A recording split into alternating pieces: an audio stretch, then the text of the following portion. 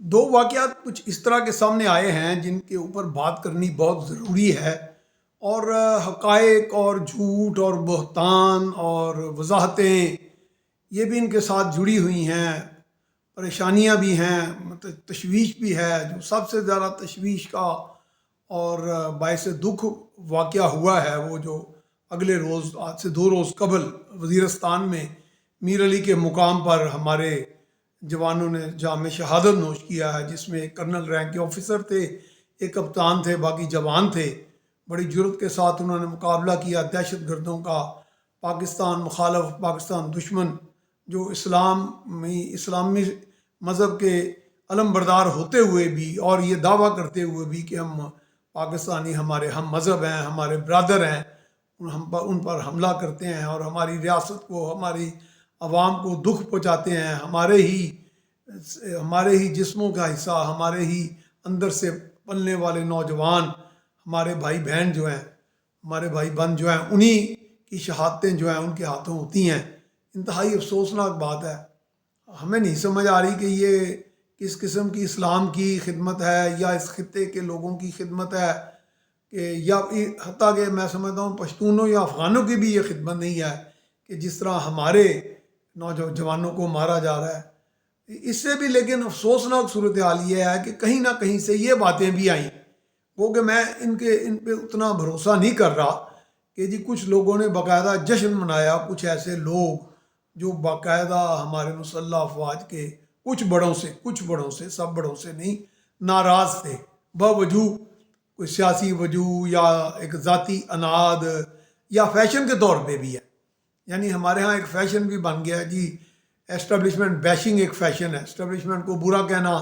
اور اگر اسٹیبلشمنٹ یا صاف کہہ لیں کہ مسلح افواج کے ساتھ کچھ برا ہو جائے تو اس میں کوئی یہ عنصر لے آنا، کوئی روحانی یا مذہبی، کہ جی یہ دیکھیں انہوں نے برا کیا تھا ہمارے ساتھ تو اب ان کے ساتھ برا ہو گیا۔ بھئی افسوسناک بات یہ ہے کہ جتنے بھی جوان یا آفیسر جو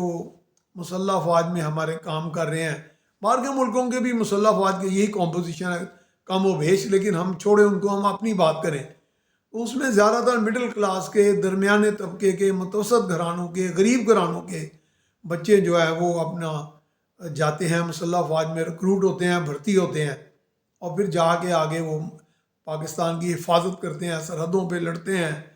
اور ویسے دشمنوں کا مقابلہ کرتے ہیں، خاص طور پہ ایسے دشمن جو گھات لگائے بیٹھے ہوتے ہیں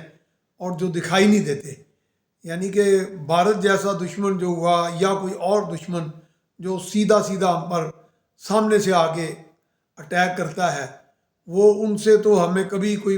اتنی مشکل نہیں ہوئی۔ یعنی کہ پاکستان کی مسلح افواج اس کے لیے ہمیشہ تیار رہی ہیں۔ جنگ میں کمیاں بیشیاں ہوتی رہتی ہیں، کبھی ہم نے حاوی ہو گئے، کبھی کوئی حاوی ہو گیا، لیکن یہ ہے کہ ان کا مقابلہ ہماری طرف سے بھارت کی افواج کا پوری طرح ہوتا ہے، جو یعنی کہ ان کی دشمن فوجوں کا اور قوتوں کا، حتیٰ کہ ان کی جو دشمن ایجنسی ہیں جو باقاعدہ جنہوں نے ڈس انفو لیب اور پتہ نہیں کیا کیا بنایا ہوا ہے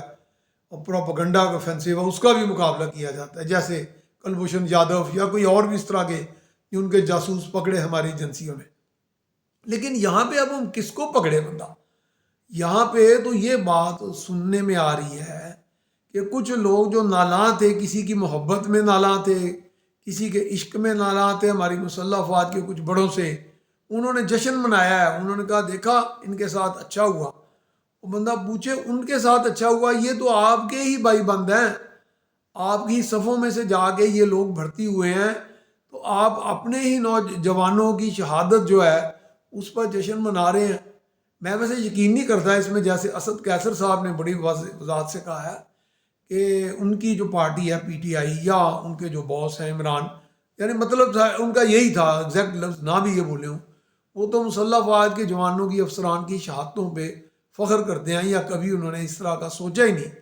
لیکن اب اڑتی خبریں تو ہمیں یوٹیوب سے بھی آ جاتی ہیں، اپنے رپورٹرز بھی لے آتے ہیں، ہمارے چونکہ جرنلسٹ کے رابطے ہوتے ہیں، پی ٹی آئی سے بھی، نون لیگ سے بھی، جے یو آئی سے بھی، ایم کیو ایم سے بھی، پیپلز پارٹی سے بھی، حتیٰ کہ تمام جماعتوں سے، تو وہاں سے ہمیں اندر کی خبریں بھی آ جاتی ہیں، بعض کا ہم شائع کرتے ہیں، بعض کا نشر کرتے ہیں، بعض کا نہیں کرتے۔ لیکن یہ بھی بڑی کافی حد تک یہ بات چلی تھی کہ سننے میں آئی تھی، اور یہ بات اچھے باوثوق ذرائع سے آئی تھی کہ ایسے بھی لوگ ہیں جو جنہوں نے اس کو بڑا خوشی کا اظہار کیا ہے کہ ہمارے جوانوں کی شہادت انتہائی افسوس ہے۔ میں کہتا ہوں، اور وہ بھی اس سے بھی بڑا افسوس یہ ہے کہ دنیا کی تہذیب سے گری ہوئی اتنی گھٹیا ذلیل حرکت تو شاید ہی کوئی ہو کہ یہ تو کسی بھی قوم میں جتنی مرضی کسی کو ناراضگی کسی ادارے سے ہو، وہ ادارہ یا افواج جو ہے وہ دشمنوں کا، آستین کے سانپوں کا، آپ نظر سے اوجھل دشمنوں کا گھات لگائے بیٹھے ہوئے، پیچھے سے وار کرنے والے دشمنوں کا مقابلہ کرتے ہوئے جب جام شہادت نوش کرتے ہیں، ملک کی سلامتی کو یقینی بناتے ہیں، اپنے عوام کے لیے امن کی سلامتی کو یقینی بناتے ہیں، یہ کوئی اتنی گھٹیا حرکت شاید ہی دنیا میں کوئی تہذیب سے گرا ترین ملک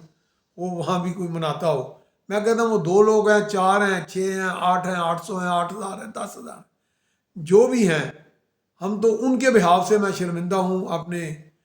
میں سمجھتا ہوں کہ تہذیب یافتہ دنیا سے کہ ہم اندر سے کس حد تک، کیا رد عمل اس طرح کا ہونا چاہیے؟ رد عمل کی بھی کوئی ایک حد ہوتی ہے، اور پھر رد عمل بھی وہ فیشن کا، صرف فیشن کے طور پہ آپ رد عمل دکھا رہے ہیں، صرف یہ ایک دل لگی ہے آپ کے لیے، یہ دل لگی ہے، یہ دل لگی والی بات نہیں ہے، انتہائی شرمناک صورتحال ہے۔ اللہ کرے کہ اسد قیصر صاحب کی بات صحیح ہو، اور چلے اگر کوئی وضاحت آ گئی تو اس کا مطلب ہے کہ ان کے ہاں سے اگر کسی نے کوئی ایسی حرکت کی ہے تو یہ اس کی وضاحت ہی ہے، یہ اس کی معذرت ہی ہے، اس کو قبول کیا جائے اور خوش دلی سے ہم آگے بڑھیں۔ لیکن اس کے ساتھ ساتھ آج کل ایک اور پروپیگنڈا چل رہا ہے، بڑی ویڈیوز وائرل ہو رہی ہیں، وہ کہا جا رہا ہے کہ وہ جو اے ایس پی خاتون شہر بانو نقوی، جس نے بڑی جرت اور ذہانت کے ساتھ ایک ایسی سچویشن کو ڈائلیوٹ کیا، سنبھالا، کہ جہاں پہ ایک خاتون کو صرف عربی میں ایک حلوہ یا کچھ اس طرح ملتا جلتے الفاظ کے کپڑے پہنے جو کوئی مقدس متبرک الفاظ نہیں تھے کسی بھی طور پہ، تو اس کی جان بچائی ایک ہجوم سے جو ان کو زندہ جلانے لگا تھا، زندہ مارنے لگا تھا، یا جان سے مکے مار کے مار دیتا، اینٹوں سے مار دیتا۔ یہ وہ کس قدر بربریت ہے۔ بربریت، ویسے میرا ایک دوست کہتا ہے یہ لفظ نہ کہا کریں، یہ مسلمان جو بربرز ہوتے تھے ان کے بارے میں، یہ ہمارے جو دشمن تھے انہوں نے یہ لفظ بنایا۔ کس قدر درندگی ہے، بلکہ درندے بھی شاید اتنے گرے نہ ہوں کہ جس طرح کا ہمارے ہاں ہوا، اور وہ بھی فیشن، بس، اور فیشن اور جذبات کا بہاؤ، ایک دم بہاؤ میں آ جاتے ہیں۔ یہ تو نبی کریم حضرت صلی اللہ علیہ وسلم کی تعلیمات کے بالکل ہی منافی ہے۔ آپ تو رحمت للعالمین ہے، سب عالموں کے لیے رحمت بن کے آئے۔ تحمل، برداشت، کچھ کرنے سے پہلے سوچنا، بولنے سے پہلے تولنا، یہ سب چیزیں کے احکامات ہیں ہمارے اندر۔ ہم کس طرح کی سوسائٹی بن گئے، اور دیکھیں کہ وہ تحقیق کی جاتی اگر، اور ان کو مارنے کی کوشش خاتون کو نہ کی جاتی تو میرا خیال ہے کہ کوئی صورتحال ایسی بنتی نہ۔ لیکن بہرحال میں سمجھتا ہوں کہ اس خاتون کو، اس اے ایس پی کو، یہ میں سمجھتا ہوں ان کی اس خدمات کو سراہنا چاہیے ہم سب کو مناسب قوم۔ لیکن یہاں بھی آپ جو اس نفرت میں مبتلا ہیں، کسی کے عشق کی وجہ سے کسی سے نفرت کی مبتلا میں ہیں، اور یہ بھی صرف عشق اور محبت کی جنگ و جدل کی بھرپور، عشق و محبت کی لازوال، عشق و نفرت کی لازوال داستان کی فلمیں آتی تھی نا، تو میرا پاکستان کی ایک فلم ہے جس کا نام پاکستان ہے، جس کے اندر ایک پی ٹی آئی ہے، جس کے اندر باقی اور بھی لوگ ہیں، تو عشق و نفرت کی لازوال داستان، ایک طرف عشق ہے اور اس کی وجہ سے نفرت ہے ایک طرف لازوال، اور اس نفرت کی وجہ سے اب وائرل یہ ویڈیو ہو رہی ہے کہ اے ایس پی شہر بانو جو ہیں وہ رشتہ دار ہیں محسن نقوی کی، محسن نقوی کے آگے رشتہ داری ہے آرمی چیف سے، اور یہ سب کچھ جو ہے ادھر ہی سے ہوا، ان کو جو خراج تحسین پیش کیا گیا اے ایس پی کو۔ اور بھائی بات یہ ہے کہ پہلے تو یہ بتائیں کہ کیا آرمی چیف نے کہا تھا اس خاتون کو کہ یہ حلوے والا، یہ عربی غیر متبرک غیر مقدس جو الفاظ ہیں اس کا کپڑا پہنو؟ کیا یہ ہماری مسلح افواج نے کہا تھا؟ یہ سوال ہے، آپ خود ہی جواب دے دیں۔ عشق نفرت کی کیٹیگری سے باہر آ گیا۔ دوسرا میں آپ سے سب سے عرض کرتا ہوں، یہ پی ٹی آئی، نون اور یہ ان سب اس تناظر سے باہر آ گئی یہ بات سنیں جو میں کہہ رہا ہوں، عرض کر رہا ہوں آپ کی خدمت میں بالکل کسی کے لگاؤ میں، کسی کی مخالفت میں بات نہیں کر رہا، لیکن جو چیزیں فوکس میں ہیں ان کا نام تو ہوگا نا کوئی۔ یہ تو نہیں کہا جا سکتا کہ نون لیگ کو ہم کہہ دیں کہ راوی کا پل، اور پی ٹی آئی کو ہم کہہ دیں جی لاہور کی BRB نہر۔ یہ ان کا نام تو اسی طرح لیا جائے گا نا جہاں سے بات چلتی ہے۔ تو جہاں سے بات جا کے منتج ہوتی ہے، جہاں جا کے بات ایک ریفرنس بنتا ہے، ان کی بات تو کی جائے گی نا۔ اب جو لوگ اس وقت آرمی چیف کی مخالفت میں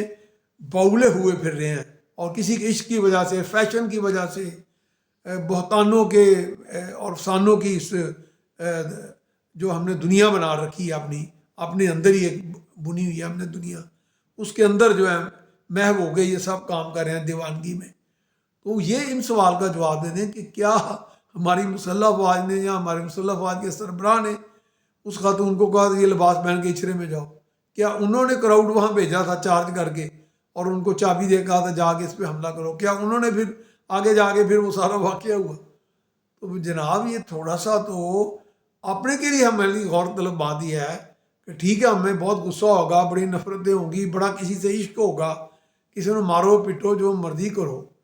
لیکن یہ ہے کہ اپنے اندر بھی سوچیں کہ مجھے شرمندگی نہیں ہوگی کہ اگر میں کسی پہ مارنے دوڑوں اور بعد میں پتہ چلے میرا تو اس کو مارنے کا جواز ہی کوئی نہیں تھا۔ تو یہ اگر کوئی جواز ہم پہلے تلاش کر لیں تو بعد میں جواز تلاش کرنا کوئی کیا معنی رکھتا ہے؟